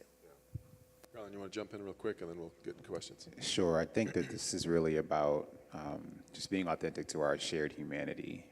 So one of the things that I see in this sort of barrage and onslaught against what is true and what's not, what's fake and what's real, is calling into question our real human ability to feel like we have values and we can make those choices for ourselves. And understanding that those processes in our own minds or in the minds of our brothers and sisters may have been corrupted somehow. We need to really, as Dana said, be empathetic toward that and be willing to then be thoughtful as communicators to understand how we can work through that with people alongside them, not be angry at them, not necessarily demonize them, even if I think you're like awfully, disgustingly, and viciously and dangerously racist, but to say that you are a person who was somehow taken to that place. Yeah. And so therefore, if you were a person who was taken to that place, if there were a set of choices that people made to insert things into your mind and into your life to get you there, a different set of choices and a different set of interventions can bring you back to a shared place of humanity. Yeah. Great. Questions or comments from any of you? Yes, sir, right in front. So, I regard empathy in general as a virtue. There's a mic because there's a live stream. I generally view empathy as a virtue, as a human virtue. But it seems to me when people are taking this approach, they're asking us to be something more than empathetic. You're asking us to be psychiatrists. You're asking us to be therapists. And frankly, not enough of us are. So I'd like to see if you could talk a little bit about the obligation you're asking us to accept and our ability to actually act on it. No, I hear that, and for me, first off, it's a spectrum, right? People are at different places in this room with different experiences, with different skills, et cetera. And I want to first acknowledge that. We're at the very basic level of humanity, the thing that I think that we can do is work to reach out across the lines within our own communities. And this, by the way, has been a foundation of community structures at scale. There are ways where you can hold people in smarter and smarter ways, and this doesn't necessarily need to be experienced as someone, in a therapy mode. So take a look at the models of AA, right? Alcoholics Anonymous and the other 12-step programs. These are phenomenal programs where peers hold each other, right? And they work extraordinarily well in community. One of the things that we've seen in terms of congregation, religious congregations, you often hold each other through struggle. I am guessing that that the congregations throughout this town held each other through your financial crisis in ways that are pretty powerful, and that bonds were made that were really important during those critical times that were held on. The question is, how do we each strategically think about our responsibility in relationship to that? Now, do I believe that there are higher levels of responsibility, higher levels of opportunity, higher levels of skills can do different things? Absolutely. But I do think to that question of how do we be humane and recognize humanity, a lot of it is to do a lot of this social fabric work. I also want to acknowledge that this was historically gendered, which is to say that for the better part of this country, this was the work that women did in community, unpaid, unrecognized. They held each other, they held community, they held each other's kids through all sorts of suffering. And one of the biggest challenges that we have as we think about how we create a more equitable society is how to support it to not just be women's work. How to make it so that it's all of our work to build out those communities, to hold that, and to recognize that this will ebb and flow with each one of us in our lives. There are times when we're really focusing on our small children, and those are the people that we're holding through these processes. Or we're doing elder care, or we're doing these different things. But take a step back and think about that responsibility rather than assume somebody else will do it. And I think we struggle with it because that work, this is another thing that really changed. When women went to work, we stopped doing as much community work as we had done historically. But that's a slack that has not got picked up. And we don't talk about that as much as the housework slack. But there's community slack that got picked up because that was another place where women were just doing critical work, not as professional therapists, but as folks that were really recognizing each other across humanity. That's a great reflection. Yeah. Next, and again, wait till the microphone gets to you because we're live streaming right now. So right over here. Sure. This is a wonderful meeting. we all get very few chances to do this. What I wanted to remark on, just to ask for a reaction, is there's a sort of an irony. Dana, you were talking about whether news can function in a capitalistic format. The irony to me is that it's the non-capitalist news that's happening basically for fun or for trolling that's causing all the problems. And you guys in the capitalistic news sector are trying to hold it together. It just seems like it's backwards or something. Yeah. First, it's an honor that you chose to spend this morning with us. I think of this as a form of activism, a very dangerous form of activism. But I want to acknowledge different kinds of activism that have taken place in this country for a long period of time. For the most part, activism is a hobby. You do it because you want to see a world in a different way. And you stand up and you volunteer and you spend a lot of time communicating. And that always had messages. In fact, this museum is covered with beautiful messages of different forms of activism, connected to the Rosa Parks component, for example, where people stood up and they took their time and they put their bodies in harm's way in order to make change. One of the things that's difficult about a lot of these trolling groups, and again in that place of empathy, they believe themselves to be the resistance. They believe that they're fighting a social justice campaign. It's not a social justice campaign that I would recognize under those frames, but it's rooted in a place where they feel as though they are the oppressed population. They have been demonized. They have lost opportunity. They have things taken away from them. Right? I don't know if you've got a percentage, but can you break down for me what you believe is activism versus just sowing seeds for mayhem? I think that there are always connective tissue across that spectrum in any movement. Oh, okay. Which is to say, I spend a lot of time with dreamers, right? There are a lot of kids who just frankly walked out of school, right? And because you got to walk out of school. And, they didn't necessarily understand what the dreamer battle was. And one of the worst things that the journalists did was that they reported on the people that just walked out of school. And Marilyn Villaraigosa totally tormented them because they weren't real activists because they just walked out of school. There are those folks. And then there are people that we think of as dreamers. Spectrum. Yeah. Everything is spectrum. One of the things that I think is tricky about some of the most toxic practices, I am guessing that the numbers of the people that I'm tracking at the core of this are 10,000. It's not small, but it's not big. Not big. But the ripple effects that they can have when they can get you to report on something are huge. Yeah, yeah. And then they've got a long tail of people that are willing to mess with things. And mind you, we talk about this because of the way this unfolded and became visible in the 2016 U.S. election. We talk about this in terms of just targeting folks towards a particular version of far-right extremism. When we start talking about the foreign actors, and there are multiple state actors involved, they are also moving across liberal organizations, progressive organizations. One of the differences, of course, is that progressive organizations tend to be more professionalized and therefore focus more narrowly on their issues rather than actually be rooted in community. The structures look different. And that means that their structures of efficacy look different and their structures of mobilization. But I think it's important to the numbers, we can talk about the numbers, but I think what's important to recognize on this is that their amplification depends on us. Their ability to get, traction depends on us. And a lot of what they're really good at doing is just seeding doubt. And seeding doubt is one of the most costly things you can do. For example, look at some of the content you'll see online. It's like, is America really racist? Right? That's a question that's leading in a really bad direction pretty quickly. It usually can be paralleled with, did the Holocaust exist?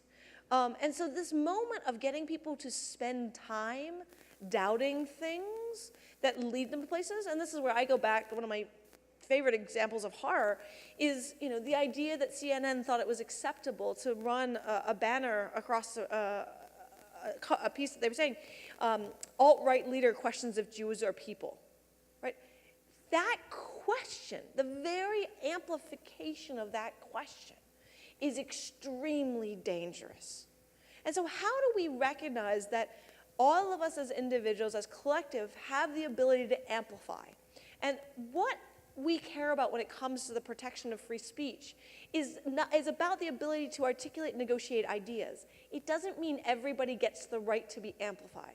And right now we are in a crisis because these groups who have much more toxic agendas have figured out how to use the mechanisms of amplification that can go far beyond their numbers.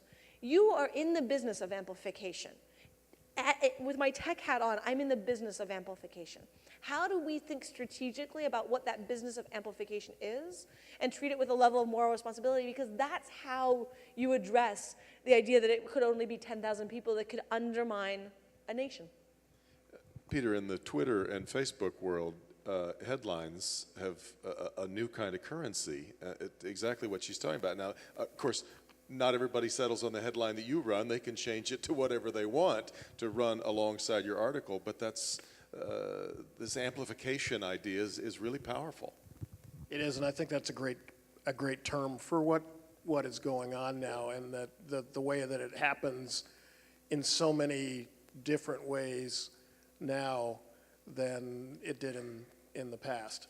And I think all of us are sort of struggling with the right ways to use that in a way that's appropriate and, you know, that serves our business interests, which are inescapable, but also gets the right and correct information in front of the public as much as we can.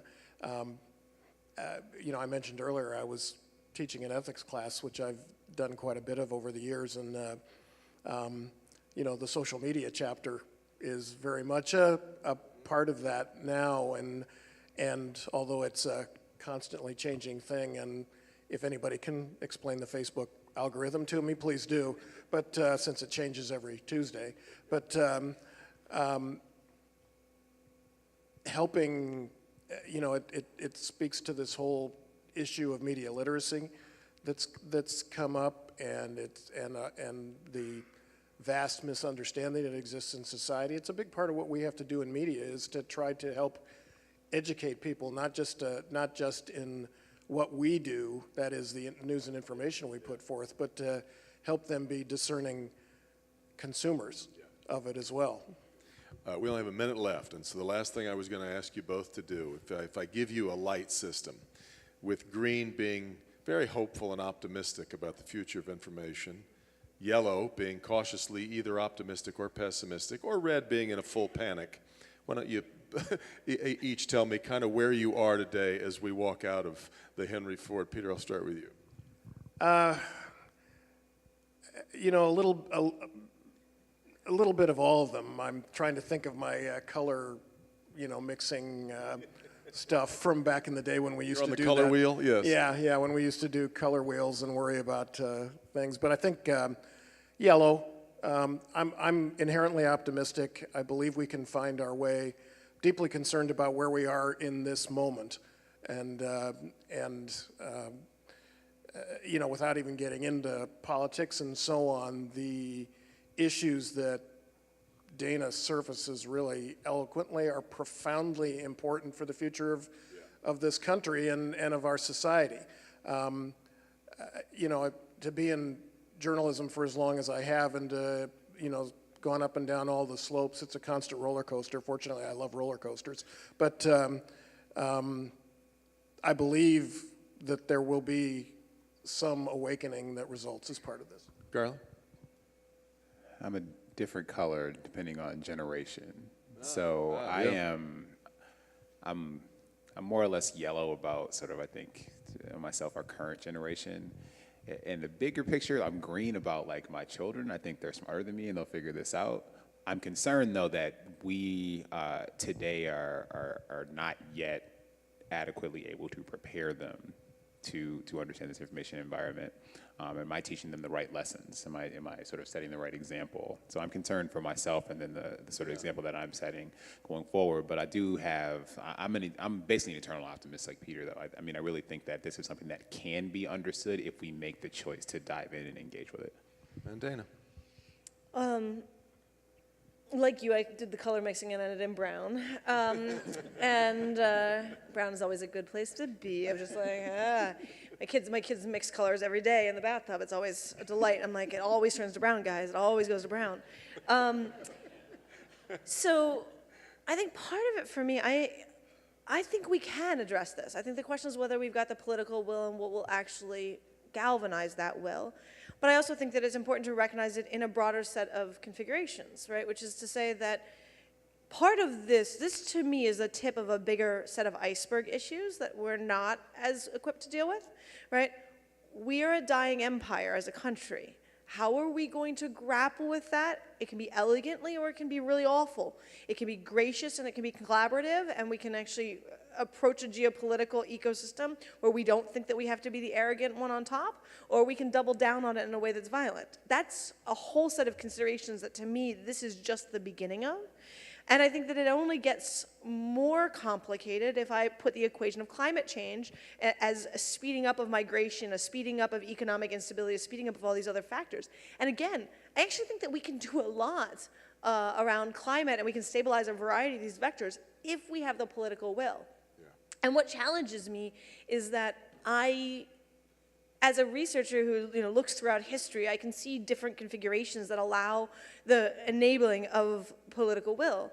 But at the end of the day, I don't have the brilliant skills that community organizers have. I don't have the ways of seeing and structuring things that government actors do. I don't have the superpower of managing people at scale that really sophisticated managers do. So the question for me is, for all of you with all of your skills and for a variety of things, what will it take for your world to shift just enough to be able to have the political will to move these things?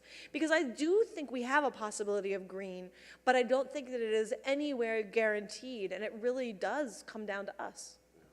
It's been fascinating. My thanks to Peter and Garland, and thank you for sharing the superpowers that you have with us. There's no doubt about that. Folks, Danah Boyd, how about it? And as we exit the stage, I'll bring up Katie Locker from the Knight Foundation. Come on, Katie. It's my job just to wrap us up with a few items, and I just want to say that Knight Foundation thinks of ourselves as a national foundation with deep local roots, and these four who have been up here really amplify what it is we do. Danah is a part of our national investments and has informed a lot of our national investments about the future of media, and then to have Devin, to have Peter Badia, to have Garland, who are helping us sort through these issues locally, Devin and Peter providing such leadership in our local media community. I think it's a gift to us. It was the vision that Miriam Nolan and I had when we thought about starting this, and we strung a bunch of words together saying future of information, media, technology, and democracy, which is exactly what we talked about today, which we weren't sure when we put it together. So I'm delighted that the Community Foundation wanted to take a leadership role in this and partnered with us on it. I'm thankful to the Henry Ford for hosting us today, and Detroit Public Television for doing such an amazing job so that this was live streamed. I know we had many people watching. I heard from some of them already. It also was recorded. So if you were thinking there's some people I think should have heard this or seen this, it's going to be on the Community Foundation site and also on Detroit Public Television site. The Community Foundation does have a site dedicated to this series, which is futureofinfo.org. And on that site is also the information about the next speaker, who we've already got committed. Her name's Raman Chowdhury, and Raman is really going to talk about the role of artificial intelligence and just blow our mind some more. And that's in late September, Wednesday, September 26th. We're going to be back here for an afternoon session. And we're kind of concocting what comes next, but I really do want to say that many of the topics talked about up here are part of what Knight Foundation is working on nationally and locally, and we're hopeful to have some announcements in the fall and winter about some further investments we're doing, so I suspect that'll be part of what we do. So I thank you all for coming out on what was a rainy morning. I'm hoping we're going to walk out into sunshine, and I hope to see you all again in September, and once again, I just want to make sure we thank Danah Boyd, Devin Skillian, Peter Badia, and Garland Gilchrist for joining us today.